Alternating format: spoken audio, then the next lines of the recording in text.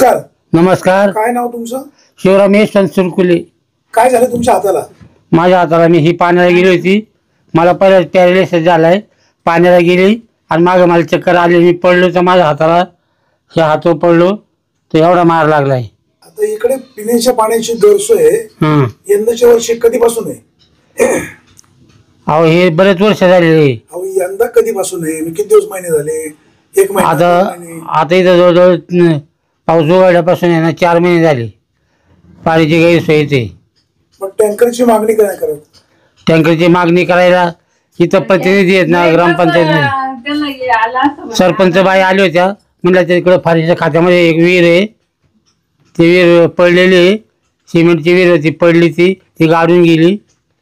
तर ती विहीर जर दुरुस्त करून ती सरपंच बाई म्हणली होत्या बाईताई की तुम्हाला मी 8 दिवसात पाणी देते. पण ती विहीर काही दुरुस्त करत नाहीत अजून. बाबा ठीक आहे, तब्येतीची काळजी घ्या. अहो मला पॅरालिसिस ही ना. ठीक आहे. आता ही इथून मला सोडून गेली ना. ते कुठे पाणी आणायला गेले? पाणी आणायला गेली मला सोडून आणि मागं मी पडलो चक्कर येऊन. ठीक आहे बाबा, काळजी घ्या.